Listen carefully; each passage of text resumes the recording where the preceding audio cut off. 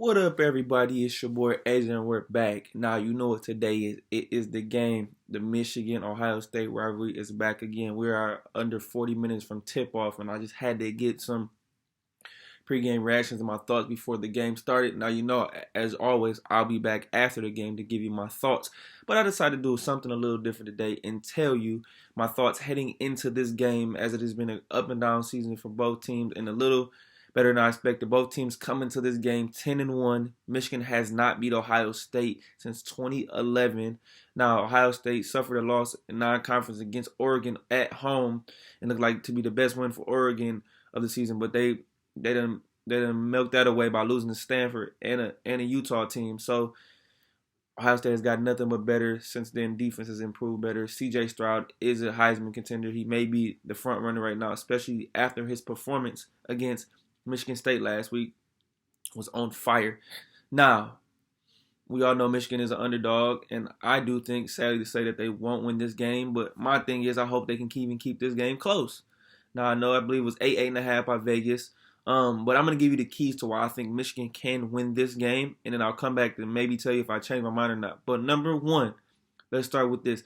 Aiden Hutchinson and David Ajabo. Now, if Michigan can get pressure with those two and just rushing forward, they can drop back in coverage and keep everything in front of them. Now, you don't have three NFL corners right now to stay in front of Jackson Smith and Jimba, Chris Olave or Garrett Wilson, but you can slow them down.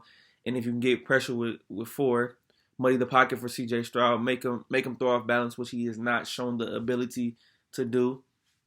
And that all ties into Mike McDonald. This is a better coordinator, defensive coordinator than Don Brown, who just wanted to blitz every play.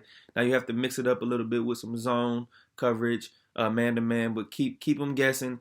And like I said, most importantly, get pressure with this front four. And one thing to keep an eye on for is Michigan needs to show the ability, if Ohio State, which they do love to run tempo, is to make sure you do not try to sub during up tempo. That killed Michigan in the Michigan State game, where they got burned a few times, even on a couple touchdowns by Kenneth Walker. So Michigan has to be alert on that. Now that all ties into my third theory, home field advantage. Now this is the game will probably be even closer just because Michigan has home field. C.J. Stroud hasn't played in an environment like this. I believe this season their road games have been awful. They've got all the good teams at home, so this will be a test for C.J. Stroud and company, Travion Henderson. We'll see what they can do. Number 4, Michigan has got better throughout the season in the passing game, along with K. McNamara, who had a phenomenal performance against Michigan State, throwing for over 400 yards. You know JJ's going to get in there a little bit, but they've shown the ability to make steady drives. It also ties in with the run game. I'm not sure if Blake Corum's playing today. Jim Harbaugh never says anything, but Hassan Haskins, Donovan Edwards out the backfield was a major key last week against a Maryland team, showing the ability to receive the ball. So you need to give them, throw everything the kitchen sink at them. Being with that said, Michigan needs to show that they can produce drives at a nice rate and continue to keep the ball from Ohio State to slow the up tempo down from them. Now, the most important thing is if you're going to do that, the key to is to get touchdowns and produce, not getting field goals like they did in the Michigan State game. You have to produce and put the ball in the end zone no matter what. Now, this is going to be a good game. I still think Ohio State will win by 7. I know this game is going to have me on my feet, but I tell you what, if Michigan can pull off the upset and beat Ohio State, this will be something so sweet for me, man. I just at least want to see Jim Harbaugh get to the Big Ten title game in Indy, get to the college football playoff. Even if they lose, it will just be something that I've just been waiting for my whole life. But I'm not going to be a fanboy or be caught up with it. It's going to be nice, but do I think it's going to happen? No. Do I want it to happen? Absolutely, but we'll see.